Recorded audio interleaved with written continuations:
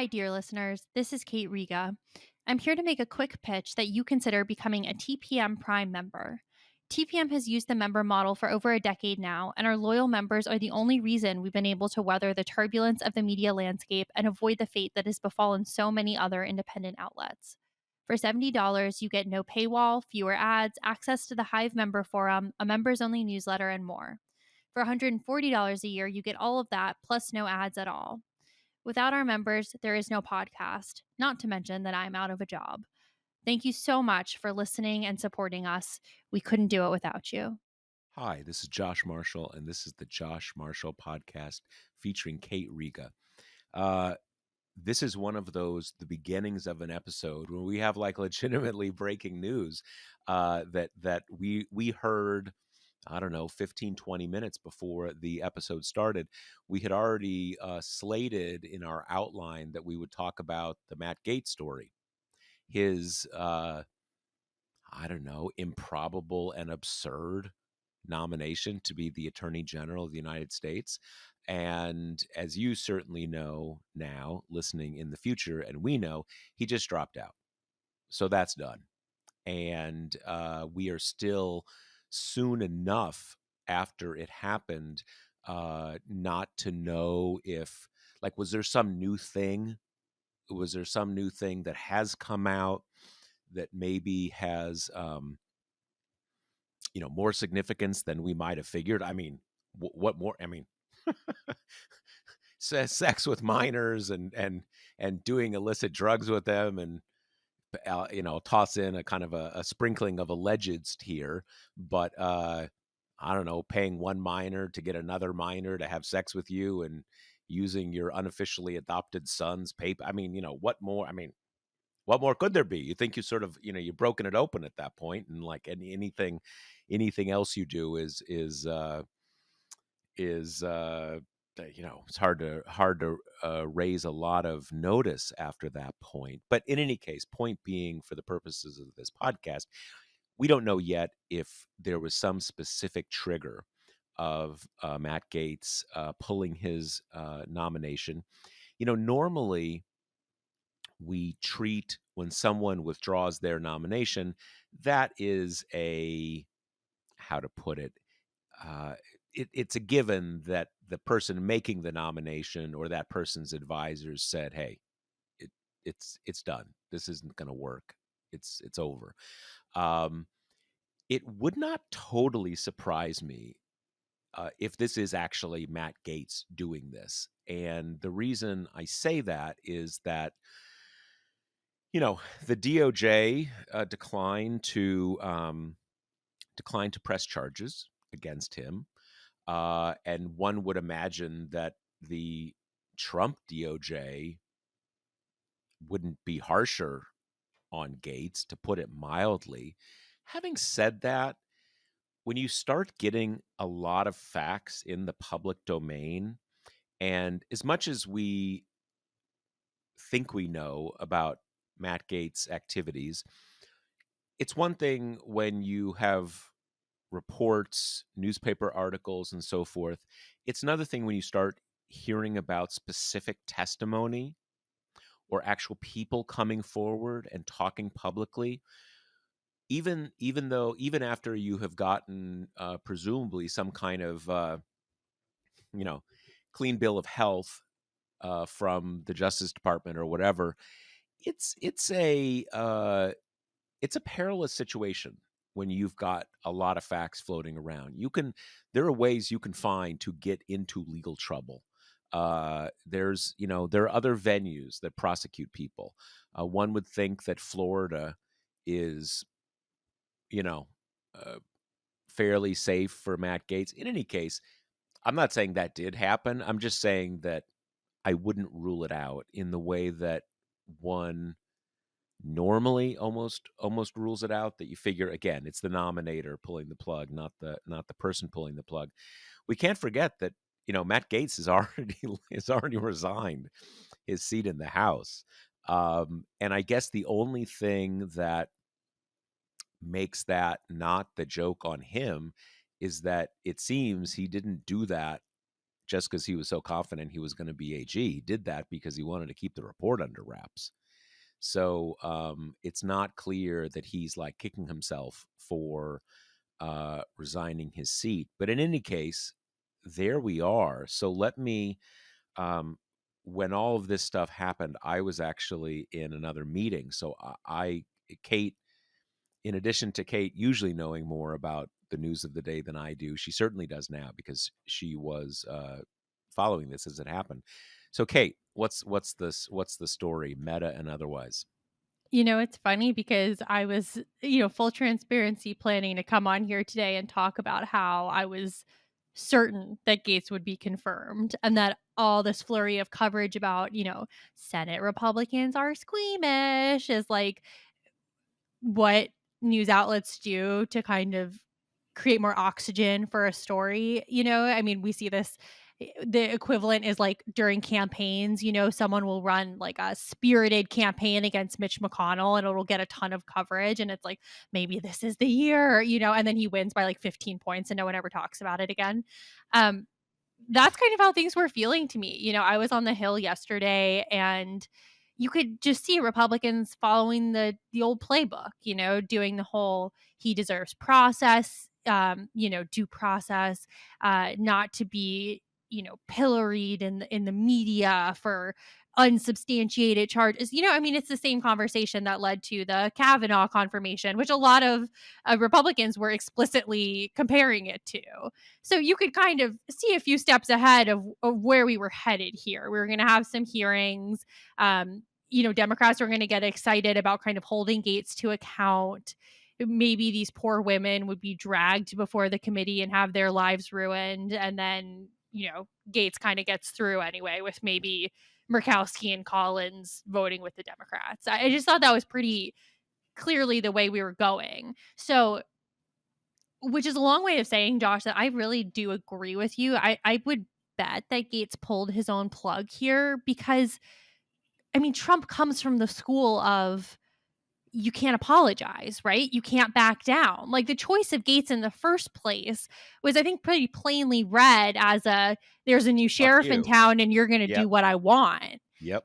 Yep. And I mean, look at Kavanaugh, right? He could have pulled Kavanaugh's nomination and put up any other kind of psychopath, right wing young judge who just hadn't like attacked a woman before and would have sailed through. Although that might be hard. That might be Harder to harder come than we by think. than we think. Yeah. But I mean, he likes those kind of fights, right? I mean, it's not to him, sexual assault is obviously not disqualifying, right? He has his own pretty healthy history of that. So yeah, I mean, I have to say I'm a little bit surprised because it was clear that some Senate Republicans didn't like him. It's clear that a lot of Republicans don't like him as a person, like they Yep. think he's an asshole.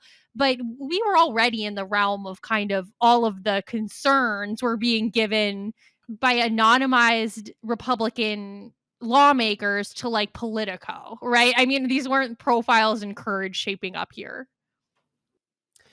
Yeah, it's one of these things where it's simply very hard to, for me at least, very hard to have any idea because you're so, I mean, I try to figure these things out by thinking about the past and okay, what is it, what are the lines that a nominee can't cross, what are the signs of danger, to kind of get a sense of like, okay, I think this nomination's in trouble versus like, yeah, it'll be messy but he'll get through. And you you have a case like this that is so totally absurd by any, even honestly, even Trump level uh nomination, frankly. I mean, with Kavanaugh, that stuff came up during his nomination. It wasn't like, oh, it turned out that there was a whole investigation about what he did with this Blasey Ford woman and they didn't bring charges. We didn't know any of that stuff. It came up during the nomination. And it's like when a mobster says, you beat the rap. That doesn't mean whether you did it, right? Um, and so in any case, it's it would be sort of like if you had someone who was going to be the Secretary of Defense, and you said, yeah, he was in the Army and he went AWOL and he went and stayed in Russia for a while. You'd think that that would be disqualifying, at least for Secretary of Defense, right? That's just not compatible. And you would think that more than a whiff of sex crimes would be a problem with the Attorney General, but clearly it wasn't. So it was kind of one of these things. I think to what you were just saying, Kate, that Trump knew all of this stuff going in. In fact, he probably knows more than we know going in. So it's not like you can say like, wow, turns out he may have had sex with a minor and with drugs in the mix, and that's going to sink it. Well, no, because we knew that in the beginning. And it's one of these things where in a legal context, it might be one thing if you say, in a criminal context, it might be one thing if you say, I don't know, the girl said she was an adult and and she, had a good story and maybe he didn't know and maybe that prevents you from getting charged, right? But that's a different no, that's a very low standard for public service, right? Not to, again, not to laugh about what we're talking about. It's not the thing itself, it's the absurdity that we're even here. I mean, we know these things happen in society. We certainly know that people in positions of public trust do crazy or terrible things. We're in uh that new realm where you do them and it's cool. And that's where we are. So it is something must have happened here. It's almost more concerning to me if Trump or, Wiles or whatever, people kind of on his team are the reason that the plug was pulled on Gates, because it would show savvy political thinking. There's like no actual point in having Gates specifically and then losing all the kind of post-election celebration and all that momentum on not only putting your Senate Republicans in a difficult position, but because of the ethics committee, making it a whole of Congress Republican problem, right? I mean, when I was up there yesterday, this is all anybody was talking about. Like, it's completely dominated the conversation. It's all the headlines, all the kind of like Trump afterglow stuff was snuffed out by this pretty much immediately. And to the degree that he wants some kind of, amenable toady in that position who will be as vindictive as Trump wants him to be, not hard to come by, can't swing a dead cat without hitting one of those at Mar-a-Lago. So picking someone who is this scandal ridden was either stupid or an assertion of dominance, right? And so pulling that back, not wasting any time on it, ending that news cycle, I mean, that's a smart thing to do at this point. A smart thing to do, although, and this is why it's usually his model not to do anything like that, that now I think and one of the additional weirdnesses of this whole series of stories is that the only decision making is in the hands of pretty loyal Republican senators, right? So it's not even like, well, now Democrats are going to be emboldened. Well, no, they're not. I mean, they're already emboldened, but it doesn't matter since it doesn't come down to, none of the decision making is theirs at all. But I would think that even some of those Republicans would look at like a Pete Hegseth and say, maybe this isn't a fait accompli either. Who knows, right? And it's funny. I was in a TPM meeting while all this stuff, before we recorded the podcast, and while all this stuff was coming out, and I had seen. I lose track of how new various pieces of information are, but sometime this morning I saw news that with this sexual assault allegation that he paid a settlement, etc., that there was apparently another woman involved who, again, the sort of the little snippet of information I got, that he had sort of like kind of hit on her first in a way that was at least maybe not criminal itself, but prefigured what seemed to have happened later in the evening. In any case, another woman, right? Another player, so to speak, in the mix. And one of my colleagues said that, well, there was just a report about maybe another woman. I think it's actually what Kate mentioned, but that there was maybe, I guess, another encounter with the same minor that we already, a second sexual encounter with the same minor with Matt Gaetz. And I sort of caught this person up. We're like, wait a second, you sure you're not talking about the Hegseth thing? So in any case, I may have certain facts wrong here, but the point is, it sort of shows you where we are. That we're trying to keep our heads straight again about the range of sex crimes uh, tied to the people getting the highest level appointments in Trump's cabinet.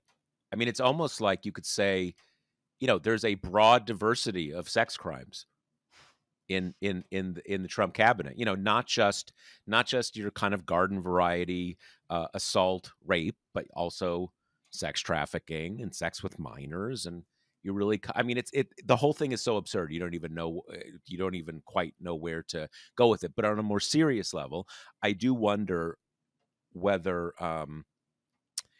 you certainly do have some senators who are very gung ho with Donald Trump, but I think may not be crazy about having this dude, Hegseth, be the Secretary of Defense, just because that's a real job. You actually have to have some idea what you're doing. And I think there's probably some senators who would love to hang out with him and bro out with him. Maybe they love his show on Fox, but maybe not Secretary of Defense. So it may, there may be a kind of a some blood in the water aspect to this. Who knows? It's hard to say I for don't sure. know. I'm thinking of it more as like Gaetz was the sacrificial lamb, Totally and possible. Totally possible. you can see them going like, "Wow, all right, ladies, one of them dropped out. What more could you possibly want?" Even though, as you say, the Hegseth story got a little more steam today because the police report of that woman's experience came out, and the details are chilling, and she told police she thought she was drugged, and it's awful. But up till this point, senators have been taking the Gates stuff more seriously than the Hegseth, and you can make the argument that Gates's involves a teenage girl, that's a little more horrifying than sexual assault against an adult. But It's honestly, yeah. I I mean, also don't think it's anything about that. I think it's that everybody hates Matt Gaetz, and they have more of a chummy relationship with this guy. And even if they don't know yeah, him personally from Fox News green screens, he's on their friendly channel, right? Like, it's that yeah, yeah. parasocial thing. Well, I do think that this. I was meaning to bring this up in an earlier part of the discussion here, that I'm not sure that everybody realizes, everybody outside of Washington, that it's quite possible that Republicans hate Matt Gaetz more than Democrats do. In fact, I would almost say that it's almost a certainty, because I think that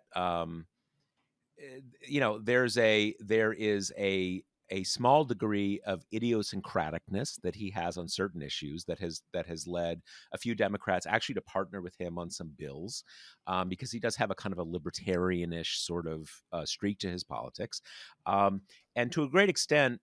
For Democrats, he's just yet another one of those crazy dudes, right? Who, kind of not terribly, at least before this, the stuff tied to this investigation came out, um, might be indistinguishable from 20 other House Republicans on extremism or shamelessness or whatever you want to call it. But a lot of Republicans really, really hate the dude. And partly it's just that he's always creating headaches for them, that he really is kind of a backstabber in the sort of the caucus stuff. I mean, obviously he made a pretty big enemy of of the former speaker, Kevin McCarthy, to put it mildly. So they hate him. So it's not just that he like did all this stuff. But I think the other thing with Gaetz is, at least in the first iteration of the Hegseth story, it was that there had been an allegation and he'd paid a settlement. Now, I think most people, rightly assume one allegation, not every allegation is true, but they tend to be true. And one time is probably not the only time. But with Matt Gaetz, it's always been clear that this isn't he had a one-time encounter with a minor. It's clear he was in a kind of sex and drugs free for all kind of world, and to the extent that that is with consenting adults, like, okay, whatever, right? I mean, people have their own things that they like, and more power to them. It tends to be a bit of a problem if you're in the political business, but whatever, maybe times change, mores change. But seems like uh very young women, sometimes actually minors, were a pretty pervasive part of this scene, as were drugs, as were various kinds of payments for sex, or there's a whole world, obviously, of, it's not prostitution exactly, or people don't want to see what they're doing, but a lot of pretty crazy stuff verging into illegal stuff and awful stuff. And that this was kind of like a lifestyle for Matt Gaetz, not just kind of like a thing that maybe happened in the past. And that's gotta, it may turn out that the Hegseth story is the same thing. And there's also just the validator of, there was a long-standing FBI investigation, and being investigated doesn't mean you're guilty, but it probably means there's something going on, that it's not just, kind of made up out of whole cloth. The other weird thing, just to note while we're kind of waiting to know what the straw that broke the camel's back here was, is that, Gates was on the Hill with JD Vance yesterday courting Senate Republicans. Like, Vance has been his Sherpa through this. So it does kind of lead you to the assumption that either there's about to be some horrifying story coming out, which I think would have to be some degree more than what you alluded to, a CNN story that they're kind of taking credit for toppling the nomination, by just seemingly adding a little more detail to a night we kind of already know about. Yeah. And then that the administration was still, Trump and co were completely on his side until whatever, Like a earlier this minute before the afternoon news when he broke. dropped it Yeah. out. Yeah. Right. So Yeah. it's, Yeah. I think your theory about Gates maybe feeling like all the scrutiny is not going to befit him in a legal venue, that could be totally right. There could be another shoe that's going to drop. Maybe he felt that if he pulled the plug, the ethics report won't come out, which I'm a little skeptical of, because it just feels like so many people have seen it by this point that if not the full document, you get the sense that we're going to know the contours sooner rather than later. Yeah. It's hard to, in a situation where there's no legal bar, in the sense where, like, a classified document. I mean, you can have you can have people think they know a lot about a classified document, but someone is still committing a major felony to actually release it, right? So that tends to keep things under wraps. There's nothing like that here. I mean, I guess maybe someone might be able to be disciplined in Congress, like a staffer could be fired, but there's no crime here. And that thing is like so radioactive that, like, or maybe that's not the right metaphor. There's, there's such a sucking sound from the press to pull that out of, into the public that, yeah, I don't think, but it's, I saw someone say this, what could be in there? Well, what could be a game changer? It's really kind of, it's to me, it's a pretty good question. I mean, we know what the allegations are. We presumably know that he wasn't charged because, there was some lack of, strong enough evidence that would make it airtight in court, whatever. And what more could there be?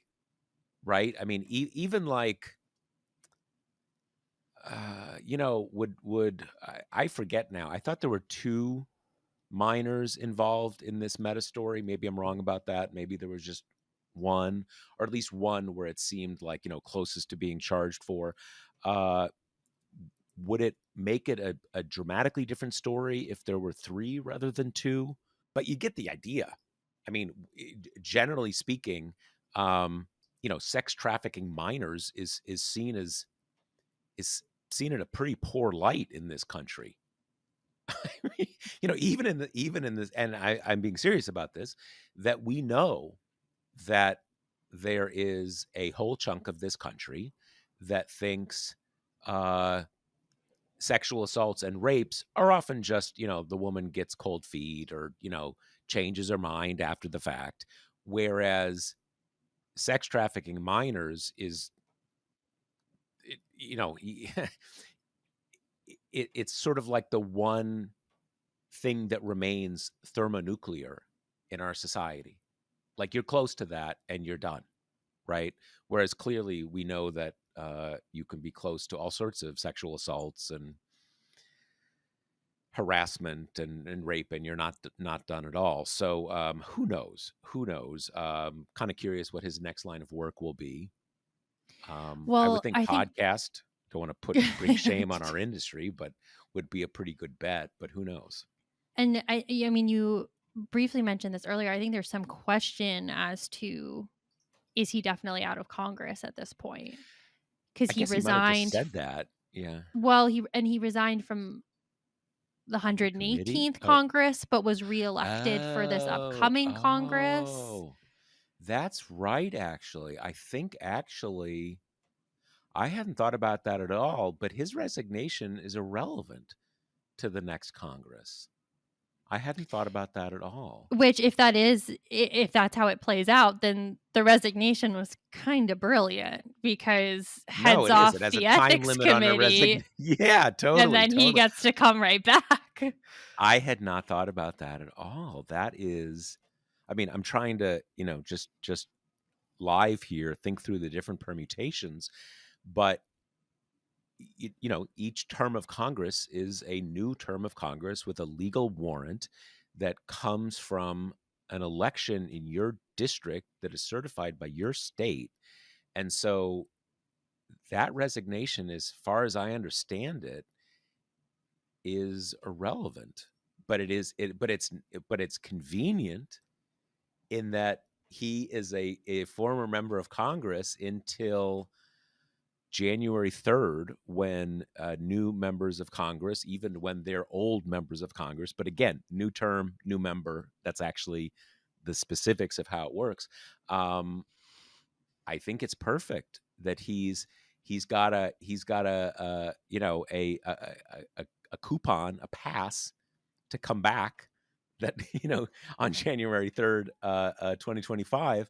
But until then, he is a former member of Congress, so he is golden until then. So it may be, I mean, God, if that is really it, I almost gotta tip my hat to him, I man. That know. is that is brilliant. That is totally brilliant. And I don't it's a little hard to imagine that when he did that, he would have also like sent a certified letter to the Secretary of State of Florida saying, I resign my I resign my recently elected to position in the whatever Congress the next one is. So yeah, I mean, I think it's actually works, which is just amazing. Which, if so, that means in the worst case scenario that he's in right now, where he had to, do the embarrassment of pulling his nomination, he gets a month and a half vacation in exchange. It's amazing. So, It's amazing. And yeah, I don't know where that uh I mean, we don't have legislative immunity in this country, but yet. yet. Although they do have that limited, what is it, speech and Speech and debate debate clause. clause. Yeah. Presumably the kind of your take home rave down in Pensacola doesn't count Right. under the under the speech and debate clause. But who knows? Who knows? So I wanted to talk about another cabinet nominee that just coincidentally has also had sexual misconduct accusations, but that's almost like, I don't know, white maleness in Trump's closet. It's just kind of a prerequisite. And this is, RFK. And we've had some interesting reactions from some Democrats who are a little RFK curious, or at least I would say that there's been a bifurcation between the nominees that Democrats are just, to a man, every rank and file person saying it's abhorrent, it's insane, blah blah blah, right? Like that's a Gates for sure, Hegseth, Tulsi Gabbard, right? Like everyone's pretty unified about the unfitness there. But I would say RFK has been treated on a little bit of a lower tier of like catastrophic choices. And some of that is because, he talks the talk on kind of a lefty food safety, kind of anti big food and big Corporate. Yeah. pharma. Yep. Yeah, Yep. kind of Yep. Yep. corporations depriving Americans of like healthy lifestyles and pumping our foods full of chemicals and all this kind of stuff, which, that is appealing to a normie lib, right? And then you've got people kind of reacting to that in muted ways. The biggest example was Jared Polis, the governor of Colorado, who put out this big statement about how he was like ecstatic about the RFK choice. He thinks it's great. There was a backlash, and he kind of had to walk it back a little bit and be like, "Oh, we still believe in science," and in that kind of way, it makes sense a little bit for Polis because part of his success in the state stems from the fact that they didn't really shut down there. He Right. was a Yep. big kind of not that anyone was for vaccine mandates, that's a fabrication on the right, but he really made a lot of hay out of anti-mandate, kind of personal choice, Yep. like Yep. a kind Yep. of extension of the old my body, my choice chestnut into the Yep. vaccine space, which obviously a lot of people on the left have an issue with because abortion and containing infectious disease are different beasts, right? But that was kind of his shtick. It was that, and it was, really intense focus on affordability, and that has produce dividends for him. Like that model of being a Democrat, specifically a Democratic governor, kind of fits this time where we're in a conservative backlash pretty well. And there's also yes, with post COVID backlash, but there's also it gets a little muted in the way today the West Coast is just very democratic, kind of, across the board. But there is a not too much further back history of the West just being more libertarian in Hmm. general, right? And people forget that. I mean, now I don't know. Harris won Colorado by like 10 points or something like that. It's not even. It's not a swing state anymore. It's not even really close to a swing state. Um, but it was only 2, 3, 4 cycles ago that it was a swing state, and a swing state that had formerly been a pretty red state. So its its democraticness is fairly new.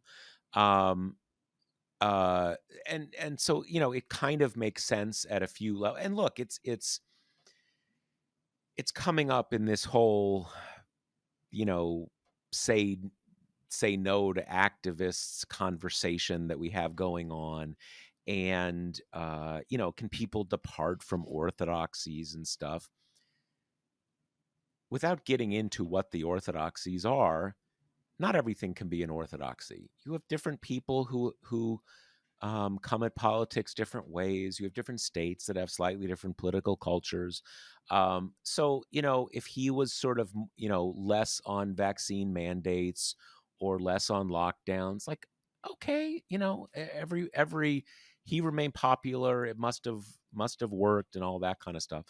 And I think what is what's so crazy and disappointing about this case is this isn't this at least in my mind, this isn't a question of like orthodoxies and stuff. This is a question of someone who on numerous occasions and in numerous ways has backed up things that are dangerous and false, or in many cases malicious and predatory. He's said that he thinks it's quite possible that the entire COVID pandemic was planned, was actually a government operation. He has also said that it appears to target Chinese and Ashkenazi Jews. This isn't like raw milk or, like, uh, I don't know, like whether you want like Raki to like fix your arthritis. There's a big difference here. These are falsehoods that target whole communities of people. These are just very different. And to your earlier point, Kate, about how he has this kind of anti-corporate nutrition kind of stuff. Part of that is that he was, before he had his supervillain origin story, he was an environmental lawyer. And my sense in general was always that he was, did save this river, save this stream, save this endangered dude, little ferret or something like that, and doing that kind of thing. And then so he does have that to play on, but these things are just in different categories. Totally. And also, I know that Democrats are reeling a little bit post election and trying to orient in a way that isn't constant five alarm outrage over every Trump move. And I think there is a real sense of trying to find their sea legs by not doing that, but raising an alarm for the worst stuff and trying to sift through and figure out how that's going to look. And I'm sympathetic to that. I mean, I think news organizations as well are trying to reorient around that. But the thing is, fundamentally here, even if you like what RFK says about being kind of anti big corporation in this space, he's joining a cabinet that's going to be the most unapologetically deregulatory that we've seen in our lifetimes, right? Like, even if a part of RFK would like to, get the shitty chemicals out of food, even if a part of him would like to, slow down environmental degradation, this is not an administration within which, even if he was someone of like solid, firm ideology and less squishy than he is, that he would be able to make happen to begin with, right? Like, you can't at the same time have, I'm going to kind of crack down on these corporate practices, and also we're going to like burn down the FDA, right? Like, just can't have all these things be true at the same time, which means that then Democrats are just kind of like propping up this, as you say, dangerous conspiracy theorist who has actual blood on his hands, right? Like 80 or so people died in Samoa after his organization helped create an anti-vax fervor, and most of those people were children. You prop him up because he's kind of speaking this crunchy wellness thing that you like, and then you both take away any price Republicans will have to pay for confirming him and afford him cover, right? To keep kind of being disingenuous about what he's going to be in the role and whitewashing the most pernicious parts of him all in one fell swoop. Yeah, it's a very strange thing that Jared Polis is doing. I think there was an article in maybe it was in the Atlantic, where, or like the subhead in an article in the Atlantic that said, like, many liberals agree we should be taking toxic chemicals out of the environment. Unfortunately, RFK Jr. thinks fluoride is a toxic chemical that we should, take out of the environment. But I think that two things. One thing, with someone like Polis, it'd be one thing to say, look, I could never support this guy. He's done X, Y, and Z. But to the extent that he wants to, I think the best thing you can say about the ag stuff is, we have sugar producers who are, still want sugar to be a food group, right? And let's stop that, and let's stop this, and let's stop that. That to the extent that he wants to do those things, right? That I'll be there. I'm open to, on things that we agree on, open to working with him. That's fine. I don't see anything, anything wrong with that. That's quite different from saying, like, yeah, I'm pumped, man, and I would support his. It's kind of a given that most members of the opposition party don't vote to confirm, the president of the opposite party's people. That's okay. You don't have to. You know what I'm saying? It's not like it's not like you're a jury convicting them or something like that. It's fine. It's certainly not inconsistent with. I mean, obviously, Polis isn't in Congress, so it's a little jagged. But if we assume that he were, it's not inconsistent with working with someone. And the other part of this, which again, I don't know what his angle is exactly, but it's sort of like saying, well, Trump wants to deport 10 million people, and he wants to jail his enemies and do all this stuff. But he said he wants to make America great, and I'd like America to be great. So, hey, I guess we're on the same wavelength. I mean, what? That's just stupid. That's such a moronic, um, eh, because that's kind of what he said. Like, oh, I also uh, think we should stand up to, corporate agriculture, or make everybody healthy. I also think we should be healthy. I mean, I I'm very curious what his story is here.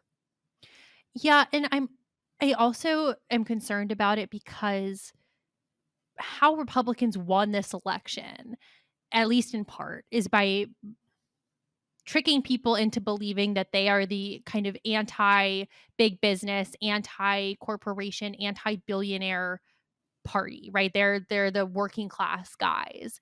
And by saying like, yeah, I totally agree with RFK. I too would like to stand up to these corporations. You're like seeding the fantasy that that's what these guys actually stand for, and then trying to belatedly get onto that bandwagon. And that was across the board. Everyone thinks that kind of like economic dissatisfaction was the crux of this election. So the number one thing that Democrats should be doing right now is figuring out how to match the messaging to the productivity in terms of we are actually the working class party, the only party that at all cares about people who aren't rich. And the way to do that is not to be like, yeah, no, Trump's picks are these like Yeah, good big point. Yeah, I want to get on anti-corporate board. Yeah. crusaders, right? It's just stupid.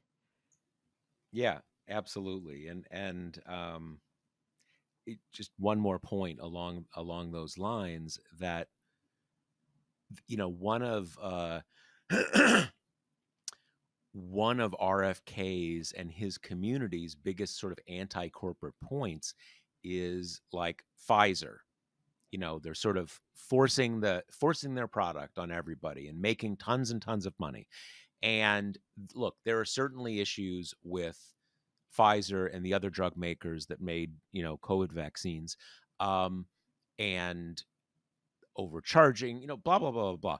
But like, of the things that corporations have done, that's to me, on balance, that's a feather in their cap. I'm glad they made vaccines. I'm pretty pumped about that. That was a plus.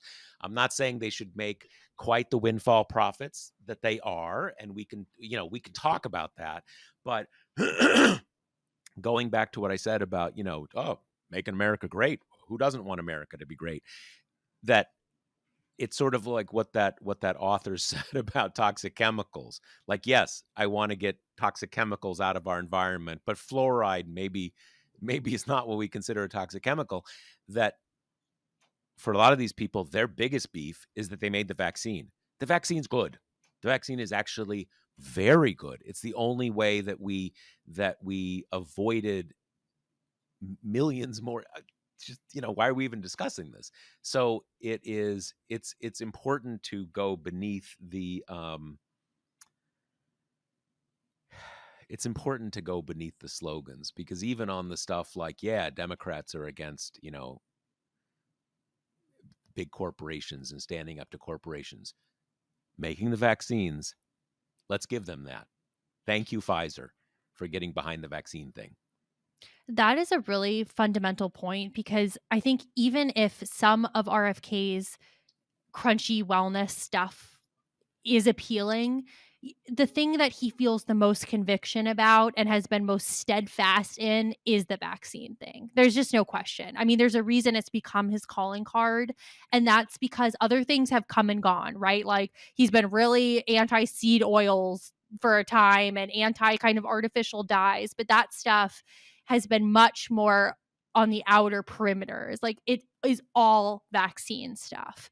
And which is funny because you have had some opposition to him from the right wing, that he is too, into abortion rights. He's not anti-abortion enough. I've seen some people be like, well, Democrats could do a lot worse than kind of like a pro-choice guy in the cabinet. And it's like, that other stuff is going to fall away, I mean, RFK went from competing against Trump to, paying patronage to get a job, right? I mean, if there's an animating kind of North Star for RFK, it is being an anti-vaxxer. Yeah, and also, it's not like, I mean, I hope no one thinks that there's going to be something with mifepristone or some other abortion drug or something that is, proximate to abortion care or anything to do with reproductive care. And the Trump people are going to like, wow, I wish he weren't okaying so many abortions, but he's head of HHS, so nothing we can do about it. Right. Sucks to be us. I mean, yeah, that's not how that's not how it works. And yeah, so the whole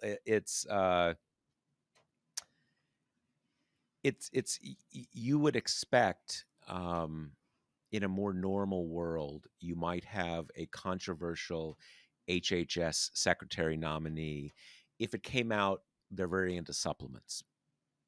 Because supplements both in many cases make promises that are not, that aren't backed up with science. Sometimes they're actually not good for you at all. And in other cases, they're just people selling meaning, things that do nothing for tons of money and blah blah blah blah blah. And that would be problematic for someone in that position, because a big part of HHS, although certainly not the whole thing, there's all sorts of parts of it that have nothing to do with medical science, but the parts that are there to say this drug is safe for you within limits of how it is used and for, balanced against what it does for you, and it's real. It actually does something for you, and it would be good not to have someone who is, goes rogue on that front to be the head of that agency. But we're in such different territory here. I mean, vaccines are foundational to modern public health everywhere in the world for about 150 years. If you're against those, you're not really in the public health business. Doesn't mean that, there's some details there, but having that kind of person, it's just it's craziness. Not to mention the sort of the roadkill bears and all that kind of stuff. Right. And I think it's a good early, you know, practice field for Democrats to figure out a way to not have to endorse RFK, but get themselves into a position where they're also not being the standard bearers for, big food or big pharma or these entities that Americans, I mean, rightly don't like and distrust, right? I mean, you need to find a way to kind of thread that needle where you can say poach some of the stuff about RFK that's made him really attractive to people without co-signing on this guy who's just obviously really dangerous. Yeah, and I think more generally, I mean, to the extent that there are things that are attractive about him, and those are pretty much all lost on me, that you should be consistently doing the things that are in his slogans. One of the things that I think is one of the, unlike so many of the things that have come up after this election, one of the things that is real, a real dynamic that is a big challenge for Democrats, is that we are in this moment where there is a lot of revanchist authoritarian opposition to bureaucracies, to the establishment, to bureaucratic government authority, the scientists at NIH who say this, who say that, and to a great degree, you have really bad people leading that fight, and so Democrats have a reflex to, we are going to hold the line at expert knowledge and science and things that are real versus things that are just made up.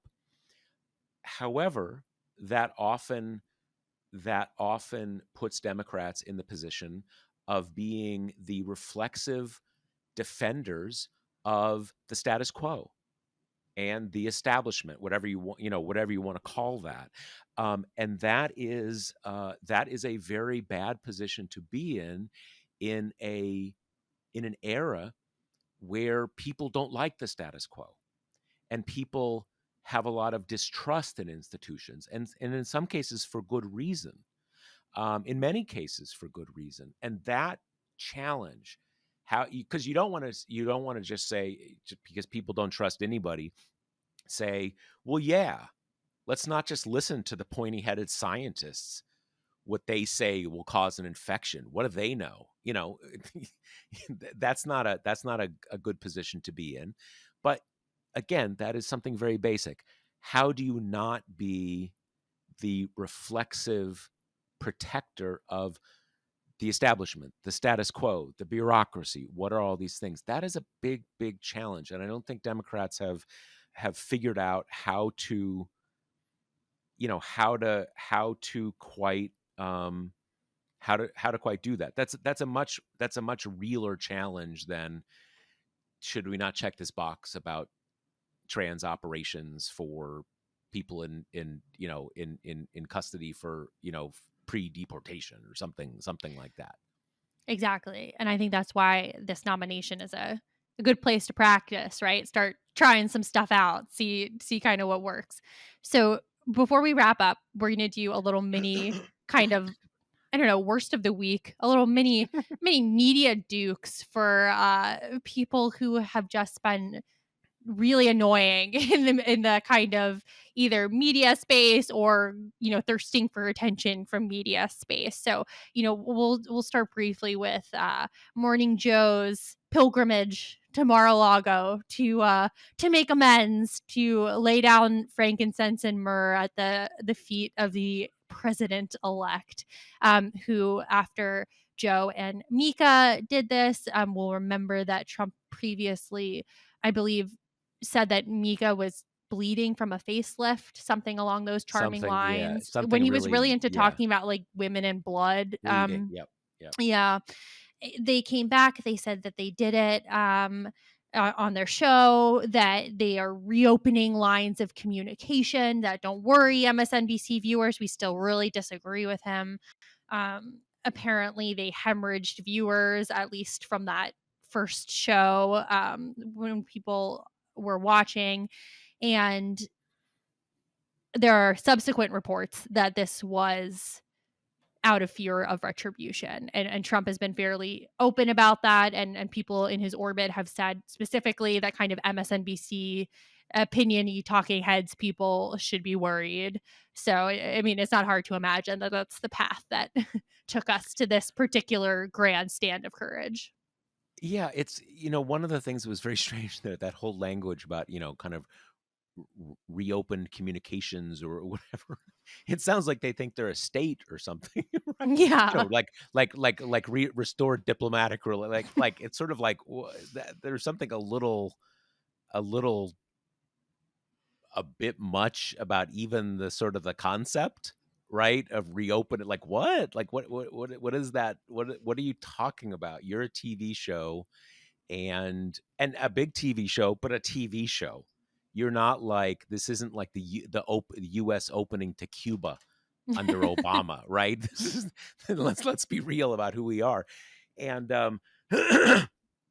I think at least what I saw was, I guess it was like George Conway on like Twitter or Blue Sky saying something like, look, I've talked to a lot of people in the sort of the high profile anti-Trump people who are terrified about what Trump's going to do to them, and maybe even more because people forget that Joe was a Republican congressman, and not just a Republican congressman. In his era, he was a kind of a Freedom Caucus type. There wasn't a Freedom Caucus, but he's had quite an arc himself, and more power to him. People change, they change their ideas. And in this case, I, I'm curious. I still don't, threats can come in all kinds of ways. They can mean all kinds of things. And I think anybody who has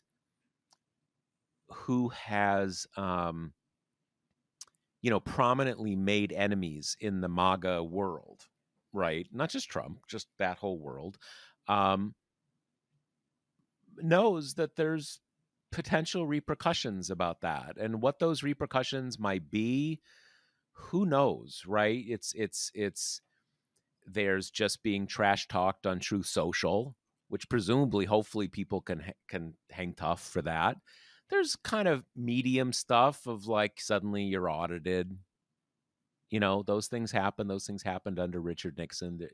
There's people at least claim that a lot. I think it's usually not the case. And who knows? There's worse things, right? And all sorts of things. And there's also Trump's pals who may get out of hand without, there's, I get being, I'll, I'll say, I mean, I kind of knew in advance of this election, even at my very tiny level of prominence. There's certainly a lot of people in the MAGA world who I've offended, and kind of, it is what it is, right? And again, obviously, someone who's so much more prominent than I am, but you do kind of wonder, like, you knew he could win.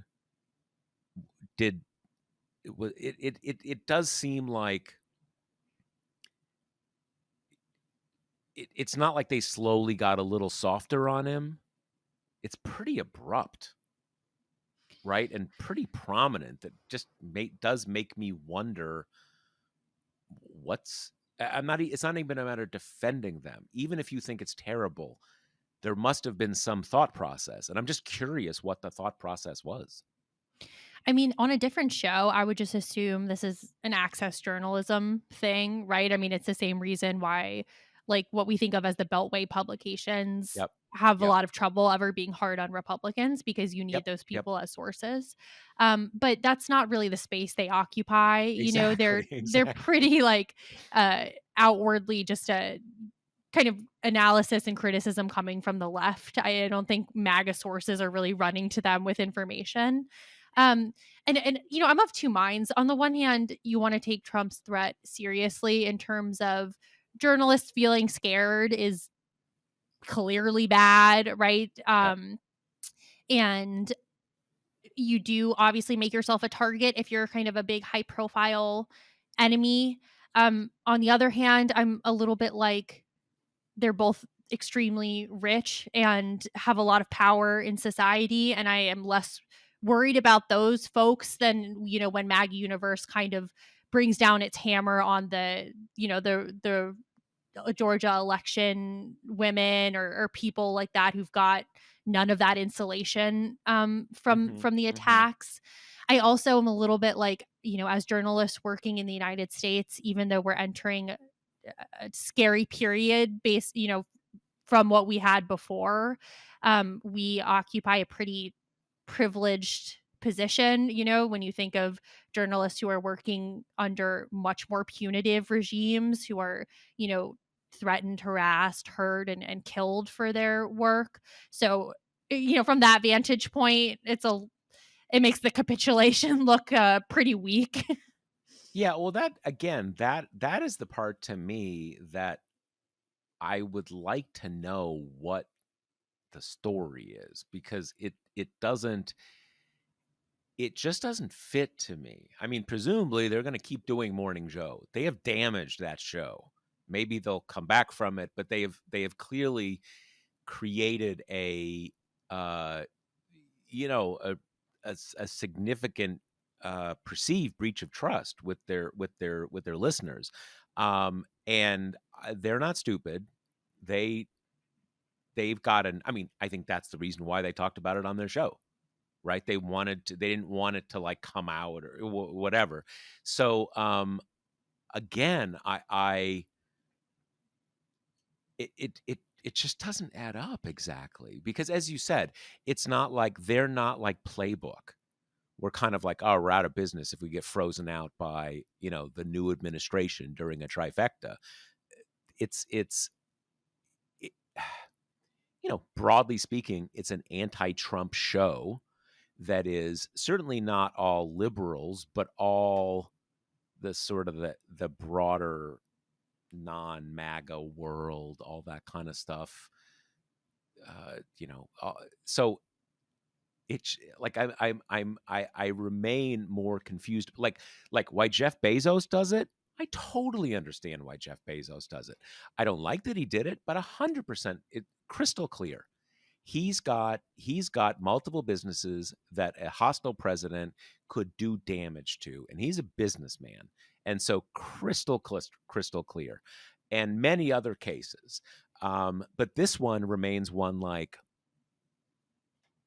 I don't actually, I don't actually get it. Something doesn't connect, and I'm just curious to find out what it'll be. So we're going to end with the figure that even one-ups the ever courageous Joe and Mika, which is Nancy Mace being pretty much the most horrible person in the entire world due to her unquenchable thirst for attention.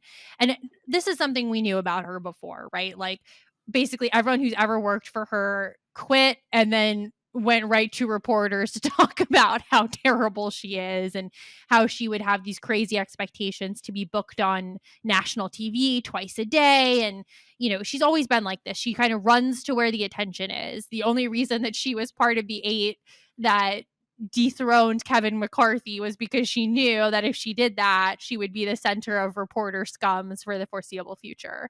And that love, that pathological need for attention has transformed into her deciding to be kind of Congresswoman turf this term and singularly bully Sarah McBride, the incoming Congresswoman from Delaware, who will be the first out trans woman in Congress. And you would think that, like, coming off the Trump campaign, which was so transphobic and in such a almost shockingly like large way, for a really tiny community. I mean, and I know that we have come off of, the kind of crusade against gay marriage not that long ago, but at least I was talking about more people, right? Like we're talking about such a tiny segment of the population here, that they've chosen to kind of target all their ire on.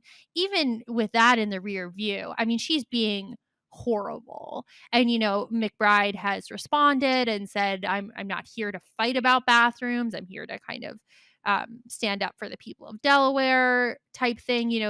She didn't really run on her like trans identity as a big part of her campaign. It was much more of a, kind of quote unquote traditional, bread and butter type thing. So that has been Mace's forte this past week. She got Mike Johnson to agree to issue, some kind of mandate that only biological women can use the women's bathrooms at the Capitol. And, because there's only one trans person who's out in Congress right now, this has boiled down to a sense that she will be under scrutiny and kind of followed to see what her bathroom habits are as soon as she gets sworn in. Yeah, and the thing about Mace, it's easy to forget now, but when she first got to Congress, she was the different kind of conservative. And I don't think she was anti-Trump, but she was at least, not a bootlicker of Trump. And she was this. Is she divorced? I believe she's like. She's I think what, she. divorced, and then she had a fiance and then that broke Right. off, I believe. Right, but when she was, at least my recollection is that when she was first elected, she was divorced. I don't know if she has kids, but single mom or divorcee, kind of, comes from the real world and is a conservative, but I don't know, keeps it real, and whatever that kind of story, a different kind of conservative, not sort of whatever. And now she has become what, not a different kind of concern, just the, and as you say, that this is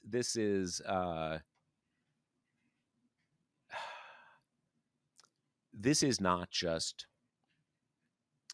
drawing attention to this one person's situation. It's creating a situation, like you said, that people will be looking, all right, what bathroom is she going to? And it's not like she's going to either feel comfortable or have other people feel comfortable with her using a men's bathroom. So which bathroom is she actually? It's really, it is.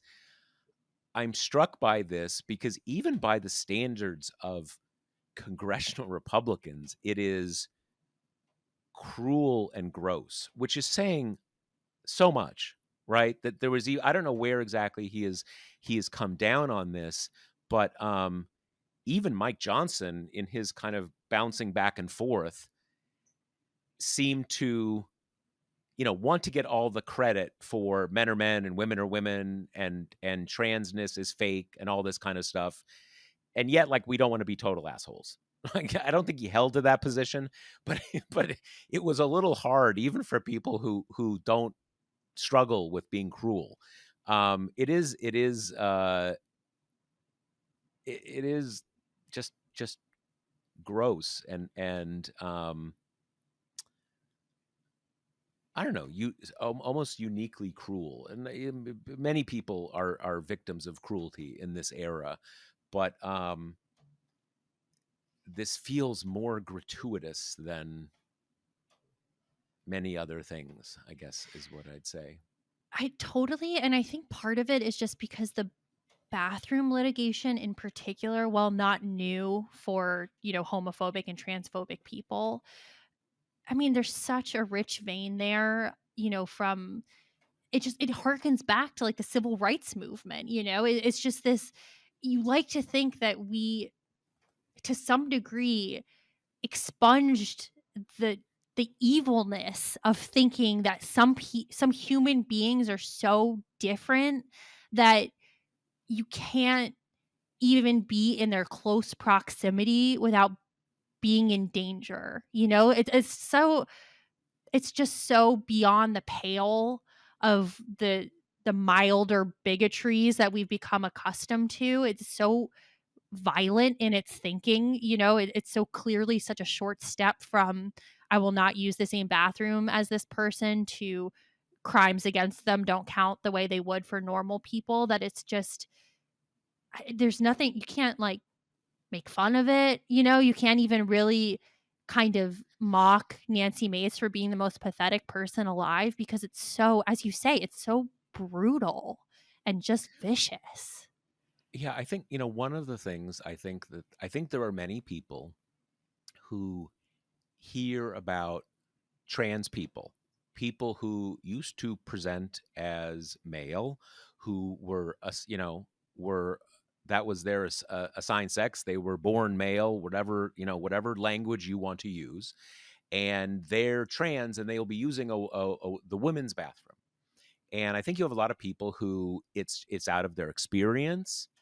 You don't know who that's going to be, and people are afraid, uncomfortable.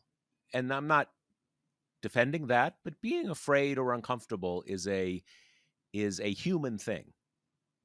There's lots of things that lots of us are it's unknown or something like that. And I'm not defending people who feel that way trying to pass these laws or whatever. But this particular case, you know exactly who this person is. They're not a threat. You know what I mean? It again, it's something. It is. I think it is. There are some people who are true haters.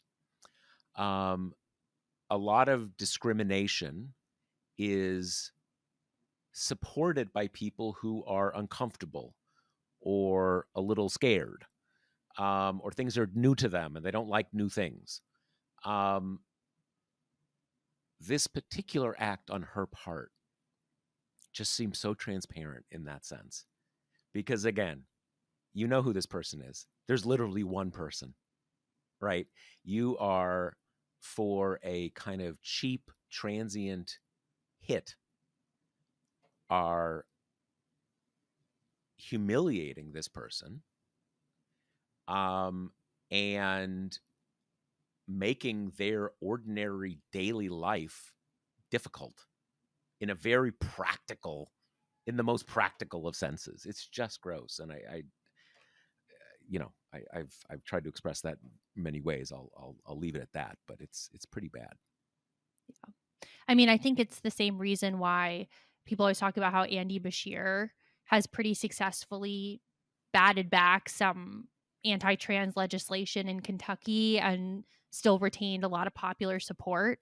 And I think it's because it's way easier to scapegoat a completely abstracted community that you can kind of project scary features onto. I think like the immigration xenophobic stuff is very similar. But as soon as it's boiled down in any way, you know, with Kentucky to like middle school kids who want to play sports, and then here to one person who just won her congressional race, like should be one of kind of the most exciting times of her life. I think it's much harder for even people who are accustomed to kind of like, you know, riling up other people's sense of cruelty to get a sustained uniform response, because normal people, and maybe even people who aren't really progressive on trans politics, recognize bullying when they see it. And that's what this is.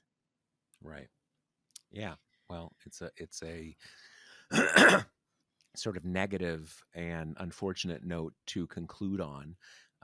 But yeah, it's we'll have to see how this unfolds. I It's mean, unfortunate at a deep level. let's just leave it on this note that, you know, many people were kind of happy to see Gaetz fall from grace. There will be a similarly large audience for whatever day Nancy Mace kind of, you know, falls from her political relevance as well. Yeah, absolutely. I mean, I do think I think that there are a number of people, congressional Republicans who listeners to this podcast probably despise for totally good reasons that might not have the stomach to be this gratuitously cruel to someone they know up close, right? Not an anonymous group of people who you don't have a lot of contact with, but just it's bad. And yes, um, she will have her moment someday, as we all do, and I think she will be short of people to sympathize with her. Anyway, All I think right. that is it for this episode. Anything else? Nope, that's it. All right. We'll talk to you next week. See you then. The Josh Marshall podcast is hosted by me, TPM reporter Kate Riga, and TPM founder, editor-in-chief Josh Marshall. The show is produced by Jackie Wilhelm. Thanks to Why Not Jansfeld for our podcast theme song, and thanks to all our TPM members who make this possible. Rate and review us on Apple Podcasts, and subscribe wherever you listen.